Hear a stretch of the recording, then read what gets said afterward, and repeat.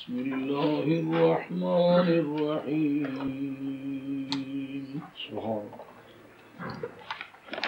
ومن الناس من يقول آمنا بالله وباليوم الآخر وما هم بمؤمنين.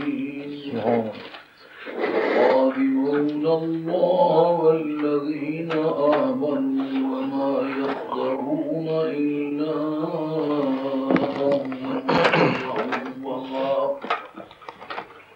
وما يشعرون. في قلوبهم مرض فزادهم الله مرضا ولهم عذاب أليم بما كانوا يكذبون.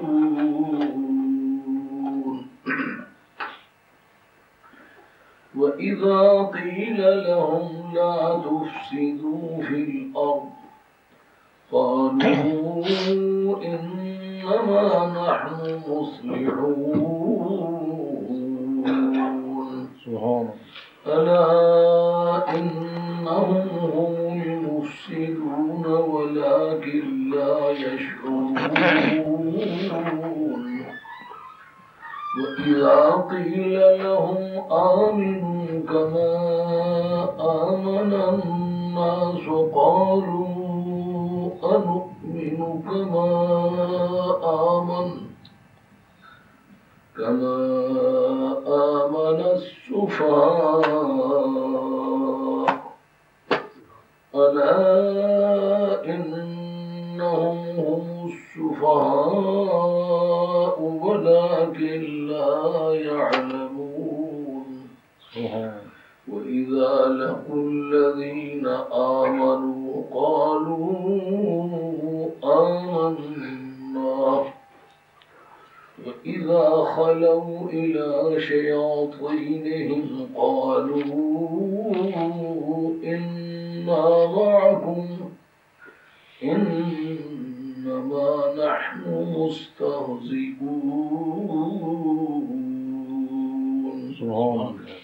الله يستهزئ بهم ويمدهم في طغيانهم يعمهون. أولئك الذين اشتروا الضلالة بالهدى فما ربحت تجارتهم وما كانوا مهتدين. سبحان الله. صدق الله مولانا العظيم وبلغنا رسوله النبي الكريم ونحن على ذلك من الشاهدين والحمد لله رب العالمين. حضرت حق جل وعلا شانه وعز اسمه وتم برهانه ارشاد فرماتے ہیں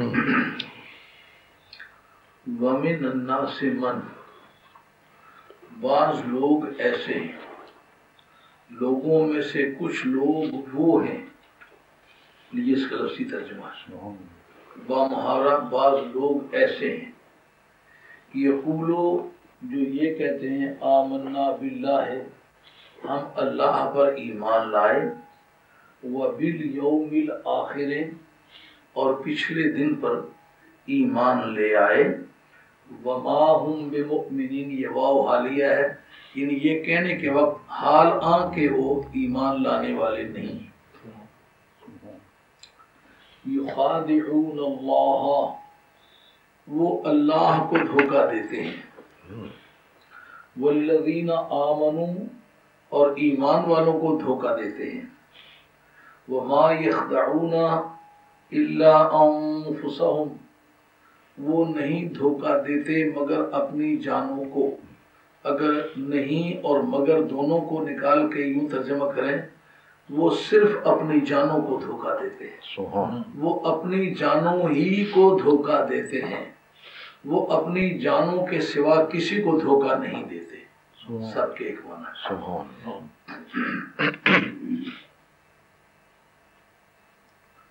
وما یشعرون یہ واو بھی حالیہ ہے. جس وقت وہ ایسا کر رہے ہوتے ہیں درآں حال کے، جس وقت یہ دھوکہ دے رہے ہیں اس حالت میں ہوتے ہیں کہ لا یشعرون کو پتہ نہیں کہ ہم اپنے آپ کو دھوکہ دے رہے ہیں. فی قلوبہم مرض ان کے دلوں میں بیماری ہے. فزادہم اللہ مرضا اللہ تعالیٰ نے ان کی بیماری میں اضافہ فرما دیا. اللہ نے ان کی بیماری بڑھا دی.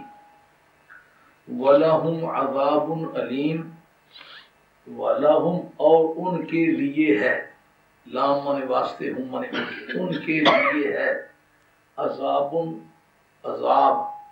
علیم دردناک، ان کے لیے عذاب دردناک ہے، یعنی وہ ایک دردناک سزا کے مستوجب ہیں. بما کانوا یکسبون یہ بات جارا ہے، میم مصدریہ ہے. بسبب کذبہم یہ معنی بوجہ اس بات کے جو تھے وہ جھوٹ کہتے. اس کا مرکب ترجمہ ہے اپنے جھوٹ کی وجہ سے وہ زبردست عذاب کو مستوجب ہیں. انہوں نے اپنے لیے ایک زبردست دردناک سزا لازم کر رکھی ہے. تو کہتے ہیں liable to be punished with the severe punishment. Liable to be punished with the severe punishment. یہ اس کا ترجمہ ہے. وہ اپنے جھوٹ کی وجہ سے سخت سزا کے مستوجب ہیں. مستوجب کا ترجمہ لائبل. وَإِذَا قِيلَ لَهُمْ جب ان سے کہا جائے، لہم کے بعد رپورٹڈ سپیچ ہے، کیا کہا جائے؟ لا تفسدوا فی الارض لا تفسدوا مت فساد کرو تم، فی من بیچ الارض من زمین میں بے چینی مت پیدا کرو، فساد مت پیدا کرو. قالو تو جواب میں کہتے ہیں انما بجوز اس کے نہیں ہے کہ نخنو ہم مصلحون اصلاح کرنے والے ہیں، کریکشن کرنے والے ہیں، تبلیغ کے ذریعے سے لوگوں کو سیدھے راستے پر لانے والے ہیں. جس وقت ان سے کہا جائے کہ تم زمین میں فساد مت کرو تو وہ کہتے ہیں ہم تو صرف اصلاح کرنے والے ہیں. یہ جو انما کا ترجمہ کیا کرتا ہوں، انما کے بعد دو جزواتیں ہیں، ایک کے ساتھ نفی لگتی ہے، ایک کے ساتھ اس بات لگتا ہے. اس کے معنی نہیں ہے ہم مگر اصلاح کرنے والے. آسان ترجمہ ہم صرف اصلاح کرنے والے ہیں، ہمارا اصلاح کے سوا کوئی کام ہی نہیں ہے. الا خبردار انہم هم المفسدون وہی فساد کرنے والے ہیں. یہ ہم جو ہے اس کو کہتے ہیں ضمیر فصل، یہ بھی اسی مقصد کے لیے آتی ہے جس کے لیے انما آتا ہے. یہ بھی اسی کی تعبیر کے المفسدون وہ صرف فساد کرنے والے ہیں، ان کا کام سوائے فساد کے کچھ نہیں ہے. یہ ہم جو آیا ہوا ہے انہم کے لیے نہیں آیا ہوا، المفسدون کے لیے آیا ہوا ہے. یعنی جس بات کو وہ بند کرنا چاہتا ہے، کس میں بند کرنا چاہتا ہے؟ المفسدون میں. وہ صرف فساد کرنے والے، ایسا نہیں کہ صرف یہی فساد کرنے والے، فساد کرنے والے اس کے علاوہ بھی ہیں، لیکن ان کا کام سوائے فساد کے کچھ نہیں ہے. قالو انہوں نے کہا، الا انہم هم المفسدون خبردار یہ تو صرف فساد کرنے والے ہیں، ولکن لا یشعرون لیکن اتنے کاٹ کے الو ہیں کہ ان کو اس اپنی یاوا سرائی کا بھی، اس ہزیاں گوئی کا بھی، ان لغو باتوں کرنے کا بھی علم نہیں ہے کہ ہم کرتے کیا اور کہتے کیا ہے.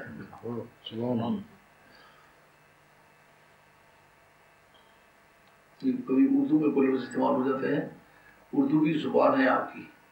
ہزیاں سرائی کہتے ہیں سوتے میں جو آدمی باتیں کرتا ہے نا بے ربط، جس کو بچنا کہتے ہیں پنجابی میں، اس کا نام ہے ہزیاں سرائی. یاوا گوئی، یاوا گوئی، ہزیاں سرائی. ان کو اپنی اس یاوا گوئی یعنی اس پوچھنے کا بھی علم نہیں کہ کیا کہہ رہے ہیں.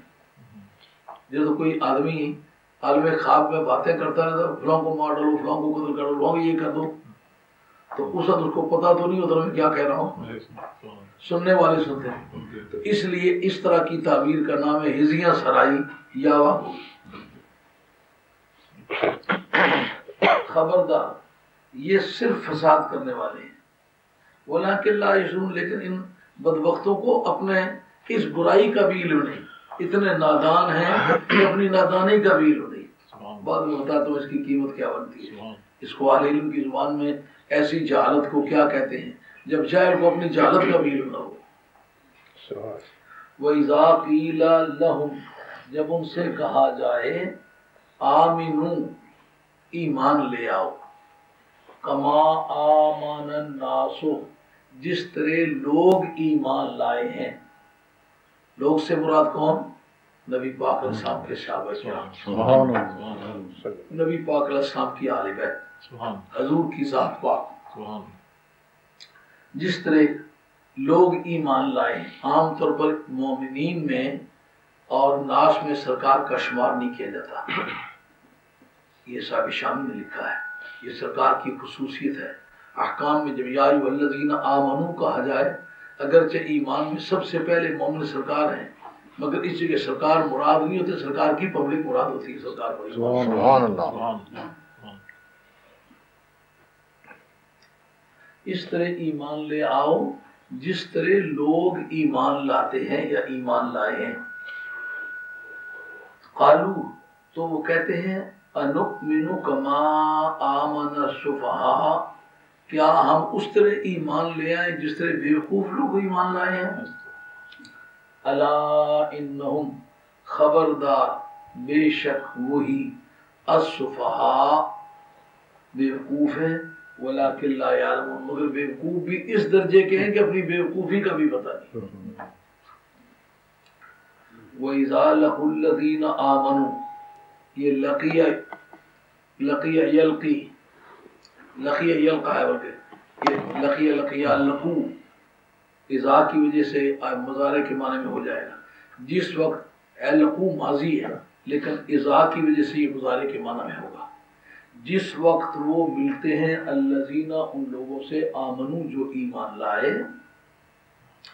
تو قالو کہتے ہیں آمنا ہم ایمان لے آئے.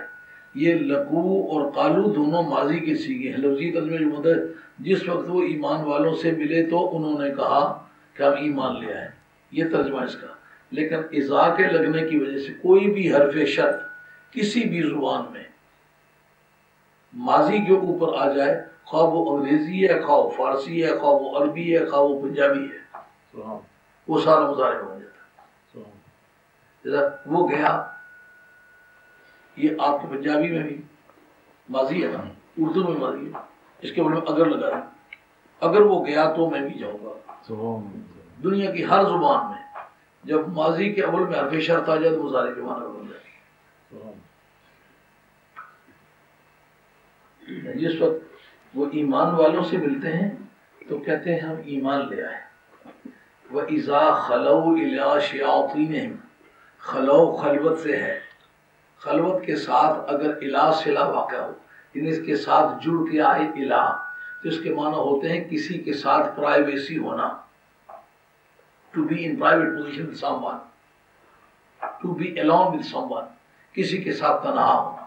جس وقت وہ ان کی تنہائی کی میٹنگ اپنے شیطانوں سے ہوتی ہے، اس شیطان سے مراد وہ شیطان نہیں جس نے آدم علیہ السلام کے سامنے سجدہ نہیں کیا تھا، یا اس کی اولاد مراد نہیں ہے. اس سے مراد وہ ہیں جنہوں نے مدینہ طیبہ میں انسانی باڈیوں میں کھا پی کے بچے پیدا کر کے سرکار کو پہچان کے دل سے کلمہ نہیں پڑھا. ان کے متعلق جن وقت اپنے شیطانوں کے ساتھ تنہا ہوتے ہیں، ان کی تنہائی کی میٹنگز ہوتی ہیں، جب وہ پرائیویٹلی اپنے اندر پردہ باتیں کرتے ہیں تو کہتے ہیں قالو، کہتے ہیں، یہ پیچھے جو اذا آیا ہوا اسی وجہ سے قالو مضارع ہے، یقولون کے معنی میں. وہ کہتے ہیں انا معکم، ہم تو تمہارے ساتھ ہیں، انما نحن مستہزئون، ہم تو صرف مذاق کے لیے باتیں کرتے ہیں. یہ باتیں ہم کرتے ہیں ہم تمہارے ساتھ ہیں، ایمان لے ہیں وغیرہ وغیرہ، یہ انما کا ترجمہ مستہزئون پر اثر ڈالے گا۔ انما جس جگہ بھی آئے گا دو جزء ہوں گے اس کے کلام کے، ایک منفی معنی دے گا، ایک مثبت کے معنی دے گا۔ یہ جو قصر یا حسر ہے اس کے ہوتے ہی دو رکن ہیں، ایک نفی اور ایک اثبات، کہ نہیں ہیں ہم مگر مذاق کرنے والے۔ آسان ترجمہ ہم صرف مذاق کرنے والے، نخنوں کو مستہزئون میں بند کرنا ہے، ہماری اور کوئی بھی حیثیت ہے، ہم صرف مذاق کرنے والے۔ جو دوسرا جو اس کے ساتھ صرف لگا لے معنی راس ہو جائے گی۔ نہیں بات سمجھ آئی؟ سمجھ آئی نہیں آئی؟ نخنوں کو آپ نے مستہزئون میں بند کرنا ہے۔ اب بند کس سے کریں گے؟ صرف لگائیں گے، ہم صرف مذاق کرنے والے، یہ قصر ہے۔ پھر آگے قصر کی کئی اقسام ہیں، قصر حقیقی ہے یا ادعائی ہے وغیرہ وغیرہ۔ سبحان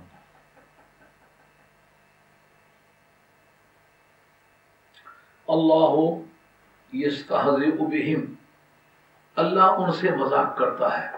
بعد میں بتاتا ہوں اللہ کی شان کے لائق مذاق کرنا ہے بھی یا نہیں۔ وہ یمدہم، مدہ یمدو کے معنی ہوتے ہیں کھینچنا، لیکن اس کا صلہ فی اگر آئے اس کے بعد مل کے، صلہ آنا کے معنی پریپوزیشنل فریز جو ہے، جو کسی ورب یا ایڈورب کے ساتھ ریلیٹو ہو کے آئے، اس کا نام ہے صلہ۔ جب صلہ بن کے آئے تو اس کے معنی مہلت دینا۔ یمدہم فی، ان کو مہلت دیتا ہے۔ لفظی ترجمہ مدہ یمدہم میں کھینچنا ہے، ان کو کھینچتا ہے۔ اکثر لوگ اس کا ترجمہ کھینچنے ہی سے کرتے ہیں، لیکن یہ عربی ادب کی خصوصیات میں سے ہے۔ مدہ یمدو کے بعد جسے آپ put on, put off, put in, take in, take out, take out کا مطلب چیک ان، چیک آؤٹ، یہ مختلف معنی لیتے ہیں نا۔ پری پوزیشن کے بدلنے سے، ایڈورب کے بدلنے سے کسی فعل کے معنی بدل جاتے۔ چیک ان کے میں نے ہوٹل کے اندر داخل ہونا، چیک آؤٹ کے میں نے ہوٹل چھوڑ کے چلے جانا۔ اب چیک ان اور چیک آؤٹ میں ہوٹل کی کوئی ذکر نہیں ہے اس میں، لیکن معنی یہی۔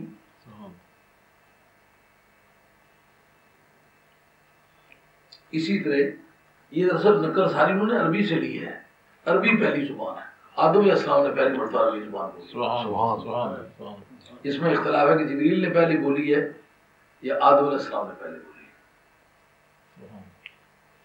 اور اللہ تعالیٰ ان کو سرکشی میں مہلت دیتا ہے، فی طغیانہم، اللہ ہو کے رسول اللہ صلی اللہ علیہ وسلم کے مقابلے میں مدینہ شریف میں رہ کے اللہ انہیں سرکشی کرنے میں مہلت دیتا ہے، بالکل نچار دیتا ہے۔ اولئک الذین، یہ وہی لوگ ہیں، اولئک الذین، یہ وہی لوگ ہیں کہ اشتروا الضلالۃ بالہدی، جنہوں نے خریدی ہے گمراہی بدلے ہدایت کے۔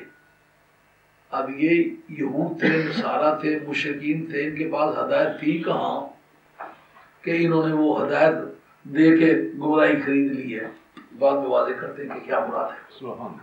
فما، سو نہیں، رابحہ، فائدہ مند ثابت ہوئی، نفع والی ثابت ہوئی، کریڈیٹیبل ثابت ہوئی، تجارتہم، ان کی تجارت، وما کانوا، اور نہیں تھے وہ مہتدین، ہدایت پانے والے۔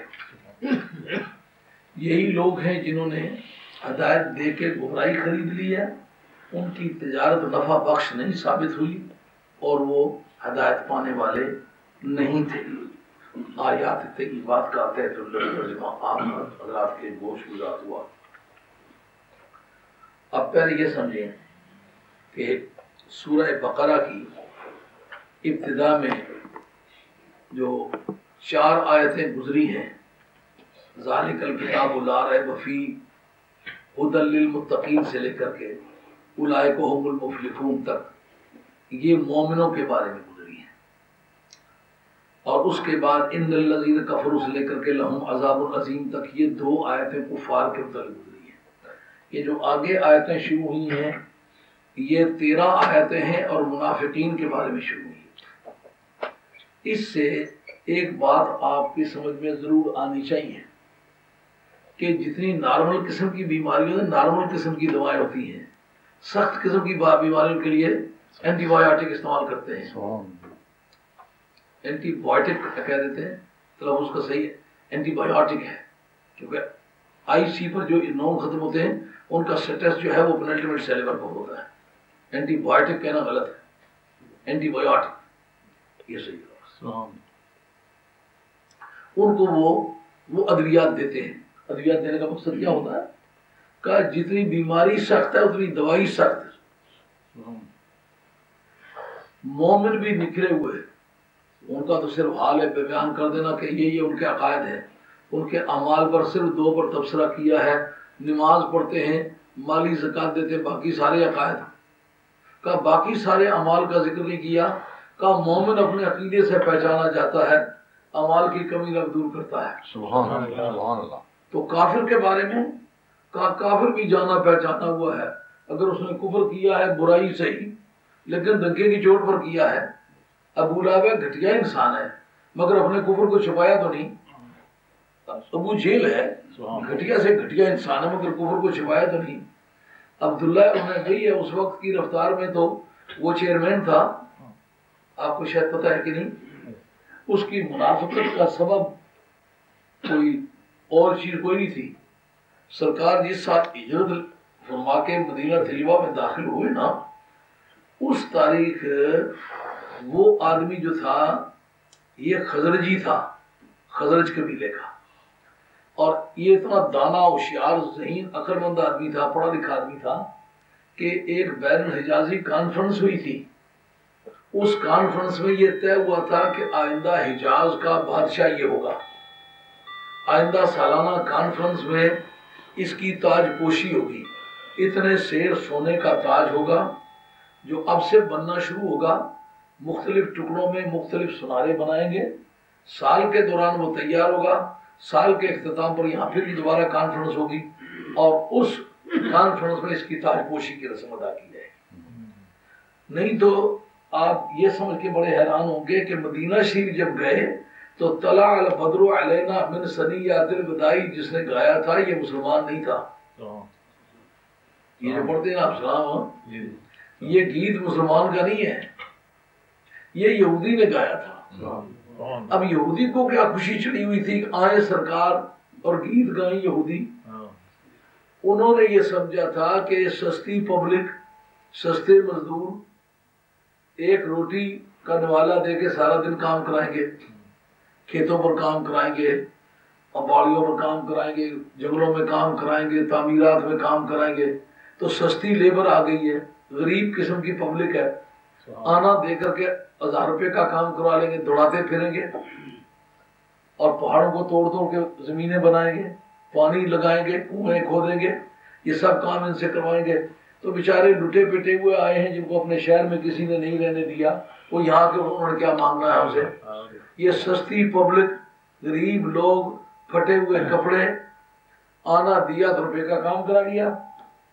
اس لیے وہ خوش ہوا کہ ایک آدمی کے آنے کی وجہ سے ہماری جو لاگت ہے روپے میں سے 54 پر آ جائے گی اور سہولتیں اتنی بڑھ جائیں گی کہ مدینہ طیبہ آباد ہو جائے گا، گرد و نواح کے علاقے آباد ہو جائیں گے، آمدنی 10-20 ہزار گنا بڑھ جائے گی. اس لیے اس نے نیت کر.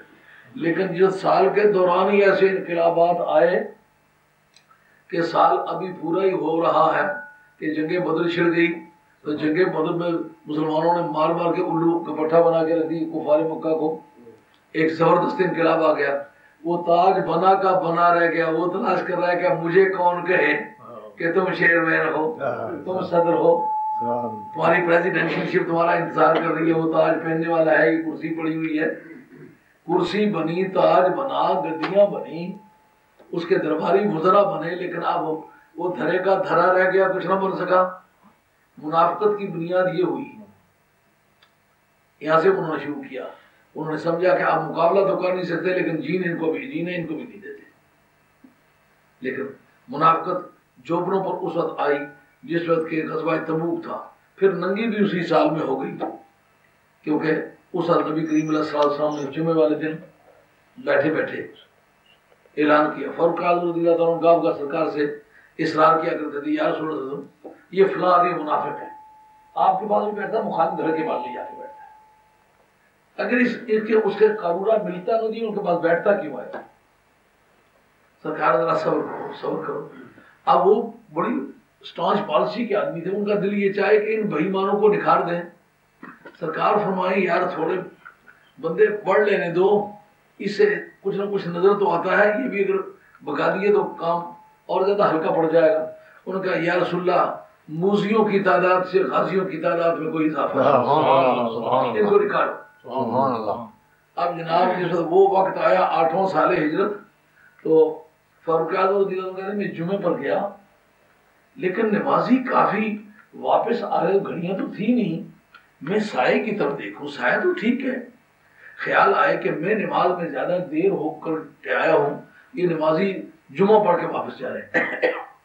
لیکن 1 2 3 4 5 جتنے بھی مشکوک آدمی نا وہ جا رہے ہیں، اور جاتے وقت فاروق اعظم کے سامنے سے چہرہ چھپا رہے ہیں.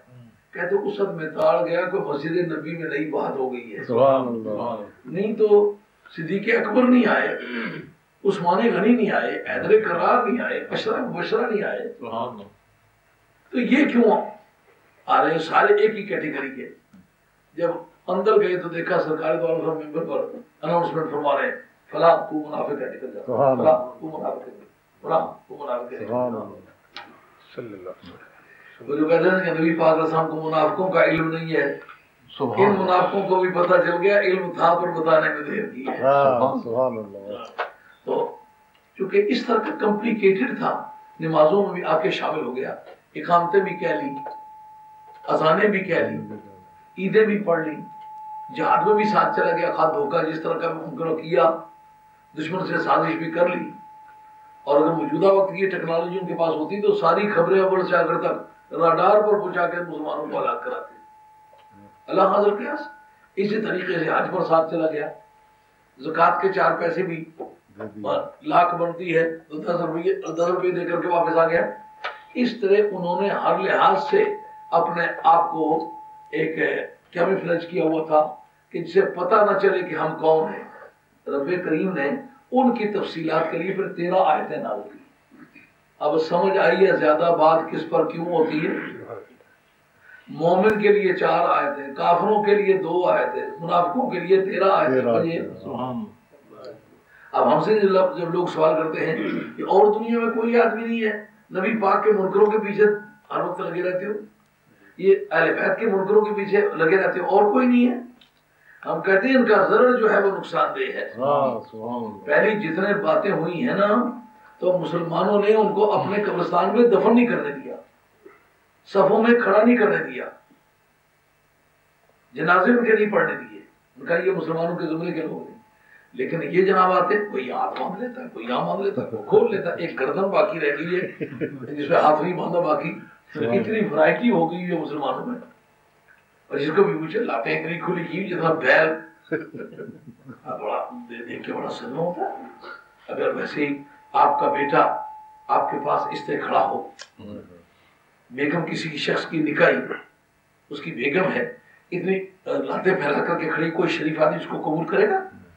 کوئی خامد کسی بیوی کا نکاحی خامد ہے، اللہ کی بارگاہ میں اس کا رازدار ہے، لیکن کیا اس طرح اگر لاتیں پھیلا کر کھڑا کر کوئی شریف آدمی دیکھ کے کہے گا یہ انسان ہے؟ تو نماز میں جب یہ کھڑا ہوتا تو یہ نہیں پتا چلتا اللہ کے حضور میں کھڑا ہو. تو چونکہ یہ سارے کام منافقین کرتے تھے، پانچے اوپر ہیں، سر ٹنڈ ہیں، مونچھیں کانوں تک مڑی ہوئی ہیں، اذانیں تڑاخے سے کہہ رہے ہیں، اقامتیں کہہ رہے ہیں، اگلی صفوں میں آ رہے ہیں، مسواک لمبے لمبے رکھے ہوئے ہیں، لوٹے ٹھن ٹھنا رہے ہیں، حج کے موقع پر پہلے ہی لاٹھی لے کے آگے نکل گئے. یہ سارے کام کرتے، ان کے آپریشن کی بھی زیادہ ضرورت تھی. نبی کریم نے پھر ایک ایک بات کا ذکر کیا. اب نبی کریم یہ نہیں فرماتے کہ وہ نمازیں اچھی نہیں پڑھتے تھے. رب کہتا ہے وَمِنَ النَّاسِ مَن يَقُولُ آمَنَّا بِاللَّهِ وَبِالْيَوْمِ الْآخِرِ. رب کہتا ہے بعض لوگ ایسے ہیں جو کہتے ہیں ہم اللہ پر ایمان لے آئے، قیامت کے دن پر ایمان لے آئے. اللہ کے مومن حالانکہ جو یہ کہہ رہے ہوتے ہیں یہ واو حالیہ ہے، بر وقت کہنے اس قول کے اس وقت میں ایمان ہوتے ہیں. یعنی ایسا نہیں کہ بعد میں، حالانکہ وہ ایمان ہے ہی نہیں، جو یہ بات کہہ رہے ہوتے ہیں تو اس وقت پھر واقعہ مسلمان نہیں ہے. وجہ اس کی 2 وجہ. ایک وجہ یہ کہ اللہ کا جو نام لیا یوم آخرت کا تو ایمان لیا، نام لیا، لیکن جس کی معرفت اللہ کا پتہ چلا ہے، یوم آخرت کا پتہ چلا، اس کا نام کیوں نہیں لیا؟ سبحان اللہ، تمام ضروریات دین کا قائل ہو، مدنی تاجدار کی عظمتوں کا منکر ہو، خدا کے کاغذات میں پکا بے ایمان۔ اسی لیے قاضی ایاز صاحب رحمۃ اللہ علیہ نے کتاب الشفا فی تعریف حقوق المصطفیٰ 2 جلدوں میں میرے کتب خانے پر موجود ہے، یہ جو بات کر لیں تو اس کے نشانات بھی لگے ہوئے ہیں۔ مسلمانوں کی توحید 2 رکنی ہے، ایک اللہ کی توحید، دوسرا رسول کریم علیہ الصلوۃ والسلام کی رسالت۔ اگر کوئی نبی پاک علیہ السلام کی رسالت کے بغیر اللہ کی توحید کا اعلان کرے وہ قابل قبول نہیں ہے۔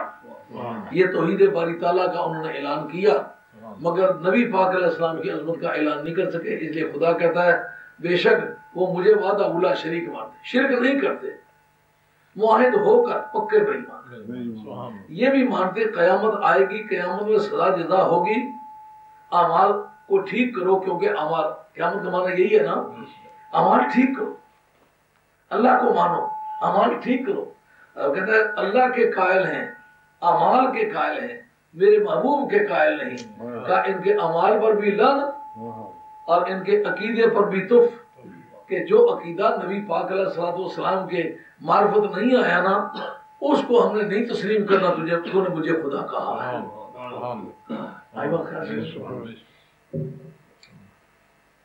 اب اس بنیاد پر لوگ کہتے ہیں جی اللہ پر ایمان لانے والے کو آپ کس طرح کافر کہہ سکتے ہیں؟ اس طرح کافر کہہ سکتے ہیں، یہ آیت بتاتی ہے کہ جو قبر قیامت کا تمام ضروریات دین کا قائل ہے، جب قیامت کا قائل ہو تو اس کا مطلب یہ ہے جتنے بھی اعمال کی پوچھ ہوگی سب کا قائل ہے، تو یہ ضروریات دین یہی ہے نا۔ جب سارے ضروریات دین کا بھی قائل ہے، توحید کا بھی قائل ہے، کافر کیوں کہتا ہے؟ میں اکیلا نہیں کہتا، میرا رب کہتا ہے۔ اب رب کہتے سارے مل کر کے اجماع امت بنا لو کہ کافر نہیں ہے، رب کہتا ہے پھر جو کافر کو کافر نہیں کہتا وہ بھی کافر ہے۔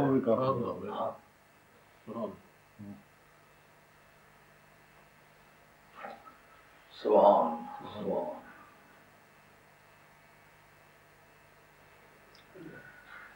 اب قرآن کہتا ہے کہ یہ کرتے وقت ان کا ٹارگٹ کیا ہوتا ہے؟ کیا ٹارگٹ ان کا یہ یخادعون اللہ، اللہ کو دھوکہ دیتے ہیں۔ اللہ کے ساتھ جب ان کی ملاقات ہی نہیں، اللہ کے ساتھ ان کی بات چیت ہی نہیں، اللہ کے ساتھ کبھی میٹنگ ان کی ہوئی نہیں اور دنیا میں کبھی میٹنگ ہونے والی بھی نہیں، تو دھوکہ کس طرح دیتے ہیں؟ جس کو آپ نے زندگی میں کبھی دیکھا نہ ہو، ملاقات کی نہ ہو، آئندہ ملاقات کا چانس نہ ہو، کوئی ٹیلی فونک کنورسیشن، کوئی ٹیلی گرام کے ذریعے سے آپ کا جس سے کوئی کانٹیکٹ ہی نہ ہو، ایفیلیشن ہی نہ ہو، دھوکہ کس طرح دیں گے؟ سوچ کر بتلاؤ، جب رب سے ان کا کوئی تعلق ہی نہیں، دھوکہ کس طرح دیتے ہیں؟ کہا جو ان کی ناپاک کوشش ہے نا سرکار کو دھوکہ دینے کی، سرکار کے پروردگار کہتا ہے جو میرے یار سے دھوکہ کرتا ہے نا، میں کہتا ہوں تو ہٹ جا پیچھے، یہ میرے ساتھ دھوکے کی گیم کھیل رہا ہے۔ یہ کس نے لکھا؟ امام نصفی نے، جو صاحب کنز ہے، جو صاحب منار ہے، حنفیوں کا امام ہے، فقہ میں بھی امام ہے، بلاغت میں امام ہے، بدیع میں امام ہے، فصاحت میں امام ہے، صرف میں امام ہے، نحو میں امام ہے، اصول فقہ میں امام ہے، تفسیر میں امام ہے، قرات میں امام ہے۔ قرات کا بھی فاضل ہے، جب قرات پر گفتگو کرتے اور بہت ساری جگہوں میں قرات پر بحث آتی ہے، سب سے پہلے انہوں نے حروف مجبورہ اور ماموسہ پر بحث کی ہے، جتنے صفات لازمہ متضادہ ان پر بحث کیا، الف لام میم کے ذمہ میں فاضل آتی ہے۔ تو صاحب کنز فقہ کی کتابوں میں سب سے مشکل کتاب کنز ہے، اگرچہ ترتیب بار تو نیچے سے گنو تو تیسری کتاب بنتی ہے، اوپر سے گنو تو بھی تیسری کتاب بنتی ہے، لیکن سب سے مشکل کتاب کنز ہے، اس کا مصنف یہ ان کی کتاب ہے۔ ان کا جس طرح رب کریم نے کہا ان الذین یبایعونک انما یبایعون اللہ، اے پیارے جو تجھ سے بیعت کرتے ہیں نا وہ تجھ سے نہیں کرتے، وہ مجھ سے کرتے ہیں۔ سرکار کے ساتھ بیعت کرنا اللہ سے بیعت کرنا ہے۔ یا ایھا الذین آمنوا استجیبوا للہ وللرسول اذا دعاکم، اے ایمان والو جس وقت کہ تمہیں رسول کریم علیہ السلام بلائیں تو اللہ اور اس کے رسول کے پاس حاضر ہو جایا کرو۔ اس جگہ امام راضی لکھتے ہیں کہ بلانے والے دو ہیں، سیگا واحد کا اذا دعاکم، قواعد عربیہ کے مطابق پیچھے دو گزرے ہوئے ہیں، مرجع اس کا دو ہے، اینٹیسیڈنٹ دو گزرے ہیں، جب اینٹیسیڈنٹ دو ہوں تو ڈیول نمبر ہونا چاہیے، سنگولر نمبر قابل قبول نہیں ہے۔ بات سمجھ رہی ہے؟ یعنی جو ضمیر ادھر لوٹ کے جاتی ہے نا، مطلب زید اور بکر آئے اور اس نے روٹی کھائی، یہ جملہ صحیح نہیں ہے۔ زید اور بکر آئے، انہوں نے روٹی کھائی، اب انہوں نے آپ نے کیا مجبوری سے کیا، جن کو کوالیفائی کر رہا ہے اس نے روٹی کھائی، اس کو اس کی وضاحت نہیں کر سکتا، انہوں نے روٹی کھائی۔ اس طرح اذا دعواکم اگر ہوتا نا تو پھر تو عبارت فٹ تھی، لیکن کہا اذا دعاکم جب وہ تمہیں بلائے۔ اس جگہ امام راضی لکھتے ہیں بلاتے بھی دونوں ہیں، حاضری بھی دونوں کے پاس ہے، لیکن دوسرے سے نہ ملاقات نہ آواز، کیا مانا؟ کہ اس کا بلانا ہی اس کا بلانا ہے، اس کے پاس حاضری اس کے پاس حاضری، سبحان اللہ۔ اس لیے اس کا منکر ہی اس کا منکر ہے، اس کا ماننے والا ہی اس کا ماننے والا ہے، اس کے ساتھ بیعت کرنے والا ہی اس کے ساتھ بیعت کرنے والا ہے۔ یہ جس کو کنکریاں مارے اس کو رب ہی کنکریاں مارتا ہے، جس کو نہ مارے اس کو رب نہیں مارتا۔ تیرا دینا میرا دینا ہے، تیرا لینا میرا لینا ہے۔ یہ مختار کل کی رولنگ ہے۔ جب اٹارنی جنرل بنایا جاتا ہے نا تو اٹارنی جنرل میں جو مختار نامہ عام کی ورڈنگ ہے اس کے آخر میں ایک سیکشن ہوتی ہے جو یہ واضح کرتی ہے کہ وہ جس میں وہ لکھتا ہے کہ ساختہ پرداختہ مختار من مظہر کا مثل ساختہ پرداختہ ذات خیش اپنی کے ہوگا۔ یہ عرضی نویسی میں باقاعدہ یہ رولنگ ہے جو اس کو مختار کل بناتی ہے۔ یعنی جو کچھ میرے محبوب کا لینا دینا وہ یوں سمجھا جائے گا میں نے لیا یا دیا ہے، جس نے مانگا اس سے مجھ سے مانگا ہے، جس نے اس سے مانگنے سے انکار کیا مجھ سے مانگنے سے انکار کیا، جس کو دینے سے اس نے انکار کیا میں نے انکار کر دیا۔ یہ معنی ہے کہ بخدا خدا کا یہی ہے در۔ اب اس کے یہ حجابات جو ہے نا علوم جدیدہ کے اور علوم قدیمہ کے، ان حجابات کو بیچ میں اٹھاؤ نا کہ لوگوں کو آج کی زبان میں یہ بات سمجھ آئے۔ تیرے پاس حاضری میرے پاس حاضری ہے، تیرا بلانا میرا بلانا ہے، تیرا دینا میرا دینا ہے، تیرا لینا میرا لینا ہے، تیرا راضی نامہ میرا راضی نامہ ہے، تیری ناراضگی میری ناراضگی ہے، تیری بیعت میری بیعت ہے، تیرا جو ان کے ہاتھ پر ہاتھ نظر آتا ہے وہ تیرا نہیں وہ میرا ہے، تیرا مارنا میرا مارنا ہے۔ تو پھر کیا مطلب سرکار کی بارگاہ کا تعلق جو ہے وہ رب کی بارگاہ کا تعلق، اور یہ قیامت کے میدان میں یہ بات واضح ہوگی کہ کوئی بھی چیز اللہ کی بارگاہ سے پوری گرمی قیامت میں کسی کو نہیں ملے گی، سب مل کے سرکار کی بارگاہ میں آئیں گے۔ اعلیٰ حضرت کہتے ہیں مجھے اس وقت موقع ملا میں کہوں گا بخدا خدا کا یہی ہے در، نہیں اور کوئی مفر مقر، جو وہاں سے ہو یہیں آ کے ہو، جو یہاں نہیں تو وہاں نہیں۔ اور دور حاضر میں علماء دیوبند سب سے زیادہ توحید کے علمبردار بننے کی ایک ناکام کوشش کرتے ہیں۔ ان میں سب سے بڑا آدمی جو سب دیوبندیوں کے پیر ہیں وہ کہتے ہیں میں نبی پاک علیہ السلام کی بارگاہ میں براہ راست اپروچ کی اہلیت میں نہیں ہوں، اس لیے میں خواجہ نور محمد جھنجھانوی جو میرے مرشد ہیں میں ان سے کہوں گا یا شہ نور محمد وقت ہے امداد کا، کتاب میرے وصول موجود ہے۔ کوئی بات جو میں کہوں آپ کو کبھی کسی جگہ کسی میدان میں اکھاڑے میں اس بات کا ذکر کرتے کوئی گھبراہٹ نہیں، آپ کو پتہ جو میں نے دیکھی نہیں میں بیان نہیں کرتا تاکہ کوئی ساتھی مجھ سے سن کے آگے پریشان ہو۔ وہ کہتے ہیں حاجی عبداللہ صاحب مہاجر مکی تمام دیوبندیوں کے مرشد ہیں، رشید احمد گنگوئی کے، قاسم نانوتوی کے، اشرف علی تھانوی کے، محمد حسین احمد مدنی کے، ان سب کے، مرتضی حسن دربھنگی کے، سب کے پیر ہیں۔ وہ کہتے ہیں یا شہ نور محمد وقت ہے امداد کا، آسرا دنیا میں ہے ازبس تمہاری ذات کا۔ کہ یہ تو دنیا کا معاملہ کا، بلکہ دن معاشر کے بھی جب آپ قاضی ہو خدا، بلکہ دن معاشر کے بھی جب آپ قاضی ہو خدا، آپ کا دامن پکڑ کر یوں کہوں گا برملا یا شہ نور محمد وقت ہے۔ تو کہ مولوی صاحب جھنجھانا کے رہنے والے ہیں، ان کو مدد کے لیے پکارا جا سکتا ہے، ان سے مانگیں تو شرک نہیں ہو، تو مدینے والے سے مانگنے والے کو آئیے۔ اللہ کریم ہے کہ وہ اللہ کو دھوکہ دیتے ہیں، سمجھ آ گئی ہے کہ اللہ کو ساتھ ان کی ملاقات ہی نہیں، جو سرکار سے دھوکے کی ٹرائی ہے نا ان کی، تب کہتا ہے جو میرے یار کو دھوکہ دیتا ہے میرا یار میرا مختار کل ہے، اس سے وفا کرنا مجھ سے وفا کرنا ہے، اس سے دغا کرنا مجھ سے دغا کرنا ہے، اس سے دھوکے کی ٹرائی مجھ سے دھوکے کی ٹرائی ہے، تو اس سے لینے کے لیے آئے تو مجھ سے لینے کے لیے۔ اللہ کی بات ہے وما یخدعون الا انفسهم، بیوقوفوں کو پتہ نہیں اپنے آپ کو دھوکہ دے رہے ہیں۔ کیوں کہ جو ان کی ساری بیک گراؤنڈ کو جانتا ہے، دھوکہ تو اس سے دیں کہ اصل بات ان کو پتہ نہ ہو، اصل بات ساری ان کے علم میں ہے کہ قصہ کیا ہے، بندگان خاص اللہ الغیوب اخذروہم ہم جواسیس القلوب، سارا قصہ ہی ان کے علم میں ہے، تو پھر دھوکہ اپنے آپ کو دے رہے ہیں کہ اگلوں کو تو پتہ ہے سارے قصے کا، یہ جھوٹ موٹ تراش کے تو اپنے آپ کو مکمل اور ایک سرٹیفائڈ قسم کا منافق ثابت کرنا چاہتے ہیں۔ اگر ان کو پتہ نہ ہونا کہ اصل قصہ کیا ہے، پھر تو کوئی بات چھپے تو ان کی منافقت پر کچھ پردہ رہ جائے، ان کی منافقت ان کے سامنے اس سے بھی زیادہ واضح ہے۔ بوتل میں کیڑا نہیں پڑا ہوا ہوتا، حرکت کرتا ہے، وہ سمجھتا ہے میں پردے میں ہوں، لیکن بوتل کہتی ہے جھوٹا ہے، پردے میں کچھ نہیں ہے۔ اللہ کریم فرماتے ہیں وما یشعرون، بدبختوں کو پتہ بھی نہیں کہ ہم اپنے آپ سے دھوکہ کریں۔ فی قلوبہم مرض فزادہم اللہ مرضا، ان کے دلوں میں بیماری ہے اور اللہ تعالیٰ نے اس بیماری میں اضافہ کر دیا ہے۔ اس جگہ معتزلہ کا رد ہے۔ معتزلہ کہتے ہیں کہ بندے کے جتنے بھی اعمال ہیں وہ اس کے اپنے خلق کیے ہوئے ہیں، اللہ ان کا خالق نہیں ہے۔ قرآن مجید کے اندر ہے واللہ خلقکم وما تعملون، اللہ تمہارا بھی خالق ہے اور تمہارے اعمال کا بھی خالق ہے۔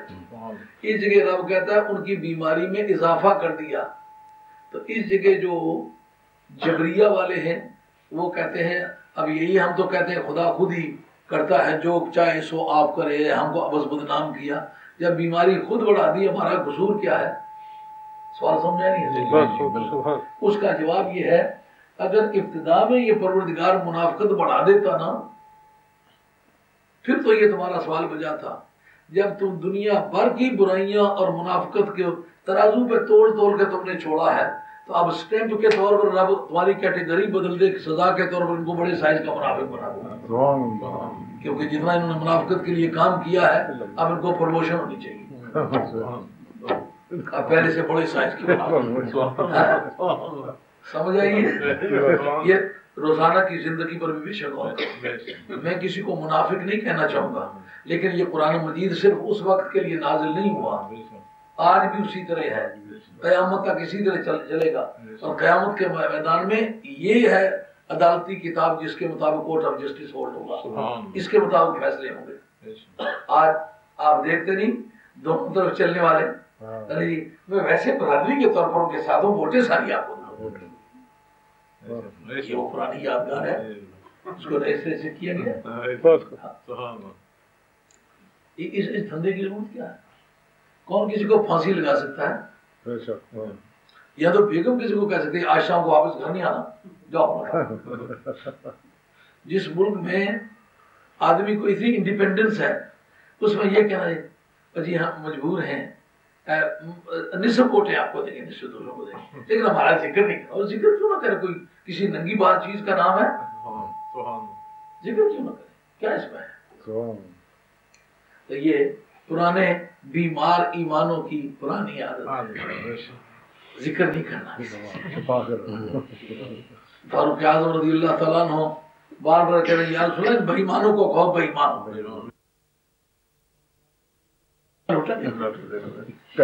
ہماری مسواک دیکھو، ہمارا دیگچہ دیکھو، ہمارے چنے دیکھو،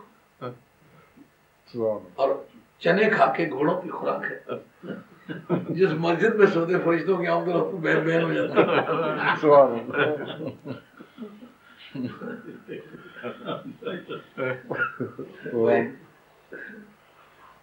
بہو تھی تو اپنے سسر کو کبھی ثابت چنوں کی دال کھلائی، کبھی دلے ہوئے چنوں کی کھلائی، کبھی سفید چنوں کی کھلائی، اور کبھی کالے چنوں کی کھلائی۔ تو بابا بڑا خوش تھا، کیوں کاکی کوڑے بن کے سڑکوں تے انکڑا شروع کر دے سا تے پھر بند کر سے۔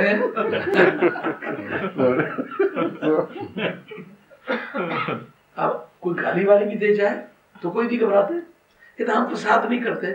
وہ بد نصیبو تمہارا فساد قرآن مجید سے پوچھو سب سے بڑے فسادی ہو تم. اس ذات پاک کے بارے میں عقیدے کو تباہ کر رہے ہو جس پر کہ قیامت کا مدار ہے. پہلا عقیدہ حاضر ناظر کا ہے. شاہ عبد الحق صاحب رحمۃ اللہ علیہ نے مکتوب نمبر 18 مکتوبات شاہ عبد الحق محمد دہلوی رحمۃ اللہ علیہ اس کے اندر یہ بات لکھی ہوئی موجود ہے کہ 11ویں صدی کے وسط تک اس بات کا کوئی منکر نہیں گزرا کہ سرکار کی ذات پاک حقیقی جس میں مادی کے ساتھ زندہ ہے. یہ بات علامہ بدر الدین عینی نے جو نماز کا چیپٹر لکھا ہے معراج کا اس کے اندر لکھا کہ سابقہ انبیاء علیہ السلام بھی سرکار کے بارگاہ میں معراج کی رات بیت المقدس شریف میں جب حاضر ہوئے ان کی وہی باڈیاں تھیں جو روزانہ انہوں نے استعمال کی اور وہ اس سے زیادہ اچھے احساسات تھے اس کے ساتھ حاضر ہوئے. ایک اس کا منکر کوئی نہیں گزرا. دوسرا کہتے ہیں کہ حضرت شاہ عبد الحق صاحب رحمۃ اللہ کے 11ویں صدی کے وسط تک باوجود اس کے کہ مسلمانوں میں بڑے فرقے پیدا ہوئے ایک شخص بھی اس کا منکر نہیں گزرا کہ سرکار اپنی پوری امت کے اعمال پر حاضر و ناظر ہیں. کہتے وقت تو ایک جھٹکے سے یہ بات گزر جاتی ہے لیکن قیامت کی پروسیجر کو آپ دیکھیں. قیامت جب شروع ہوگی تو ہر شخص کے اعمال کے بارے میں نبی کے ساتھ ایک الجھاؤ پیدا ہوگا. جو تو ماننے والے ہیں ان کی بات تو بعد میں شروع ہوگی. جو منکر سب سے پہلے نبی پیغام پہنچانے کا دعویٰ کریں گے جھوٹے بول رہے ہیں کہ غلط کہتا ہے. اتنی بحثیں چلے گی لمبا قانون شاید چند مرتبہ میں نے ان 22-23 برس کے زمانے میں 1-2 مرتبہ میں نے مسجد میں ڈسکس کیا ہے شاید آپ کے ذہن میں ہوگا انہیں دہرانا چاہتا. مگر آخر جس پر بات آ کے ختم ہوگی وہ کیا جب نبیوں کی بازی بھی الجھ جائے گی فرشتوں کی بھی الجھ جائے گی ہاتھ پاؤں کی شہادت جو ہے وہ بھی ڈیمیج ہو جائے گی کوئی شہادت کارگر نہیں ہوگی. اس وقت آخر میں سرکار پیش ہوں گے. میں کہتا ہوں کہ یہ نبی سچے یہ امتیں جو نبی کی مخالفت کرتی ہیں جھوٹی ہیں. اب قیامت کی گرمی میں ایک کافر بھی کافر ہو کر کے بھی یہ نہیں کہے گا یہ موقع پر موجود نہیں تھا. ان سرکار کا حاضر اور ناظر ہونا گرمی قیامت میں مسلمانوں اور کافروں دونوں کے سامنے امر مسلم تسلیم ہوگا تو بعد میں کورٹ آف جسٹس شروع ہوگا. کتنا بڑا مسئلہ ہے. آج کی تاریخ تو آپ سمجھتے ویسے گپے ہی ہیں گپ نہیں ہے یہ دین کی ضرورت کی چیز. ہم نے جو زور لگا کے اس کو بیان کیا کیوں کہ مسلمان کام کرتے ہوئے شرم کرے. میری سرکار جو مجھے دیکھ رہے ہیں میں کیوں یہ بےہودہ کام کرنے لگا ہوں. پریشان ہے اس کو کہ میں کیوں پریشان ہوں میری سرکار جو میرے ساتھ ہے. دشمن بہت ہو گئے میں کیوں پریشان ہوں میں سرکار کا غدار ہوں. اگر سرکار کا وفادار ہوں مجھے کیا پریشانی ہے. اس عقیدے نے مسلمان میں ایک جان پیدا کی ہے اور جاندار عقیدہ اور قیامت میں فیصلے کی بنیاد یہ عقیدہ ہے. یہ کہتے پھرتے کہ سرکار کو دیوار کے پیچھے کا بھی پتہ نہیں. قیامت میں پہلا یہ عقیدہ تمہارا جھوٹا نکل آئے گا تو پھر تم زمرہ مسلمانوں میں تو شمار نہیں ہو سکو گے. سرکار کے کوئی جتنے بھی اوصاف ہیں مسلمہ طور پر جو ثابت ہیں ان میں کسی ایک صفت کا منکر بھی کافر ہے.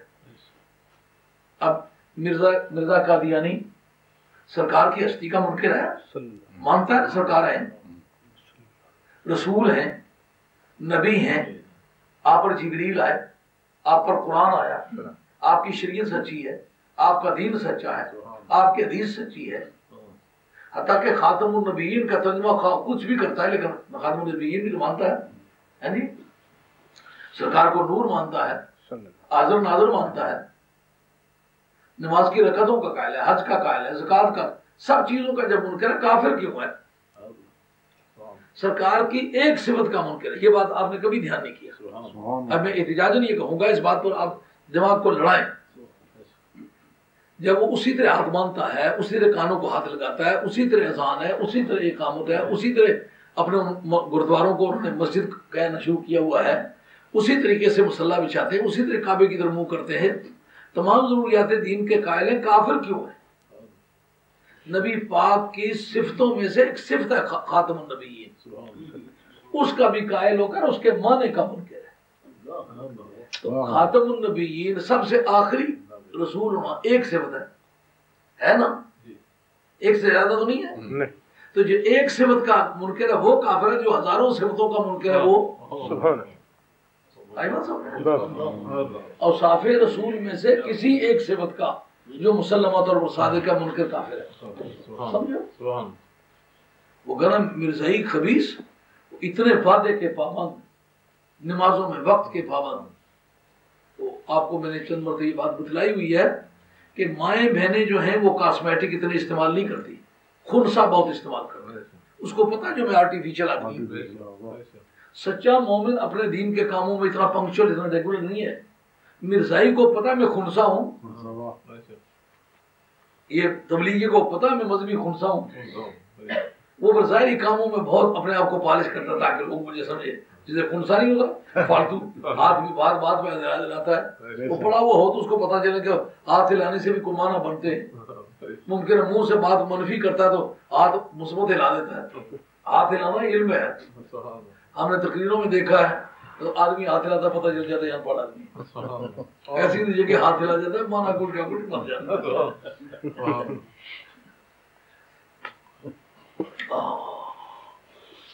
فساد کیا ہوا پھر؟ عقائد باطلہ کا پھیلانا سب سے بڑا فساد ہے. سمجھ آگی بات؟ لڑائی و فساد نہیں ہے، اس سے جسم زخمی ہوتا ہے، اس سے باز رہنا چاہیے. کوئی ہاتھا پائی ہو جائے بری بات ہے، باز رہنا چاہیے. لیکن اس فساد کا وہ نتیجہ نہیں ہے جو یا رسول اللہ کہنے سے منع کرنے کا برا نتیجہ ہے. یہ کہنا سرکار کچھ نہیں کر سکتے، غوث پاک کچھ نہیں کر سکتے، یہ اتنا بڑا فساد ہے باقی سارا دین کا سٹرکچر تباہ ہو جا کے وہ کیا رہ جائے گا. قرآن سے پوچھو یہ جن کے متعلق کہا گیا کہ تمہیں زمین میں فساد مت کرو، ان کا فساد کیا کہا؟ لڑائی کرتے تھے. لڑائی سے دور سے شانتی، یہ تبلیغیت ہے صحیح معنوں میں. کہتے ہیں ہم تو ایسے جھگڑوں میں پڑتے نہیں، کیونکہ جان دینا یہ سچے کی نشانی ہے، یہ جھوٹے کی نشانی نہیں. جھوٹا آدمی جان نہیں دے سکتا. تو جب اس طرح کا کوئی خون ریزی کا کام انہوں نے کیا نہیں، جان مال کو ضائع کرنا، آگ لگانا، مکان گرانا اور لوٹ مار کرنا، یہ اس کے یہ قائل ہی نہیں تھے. ان کو کہنے کا کیا مطلب ہے کہ تم فساد نہ کرو؟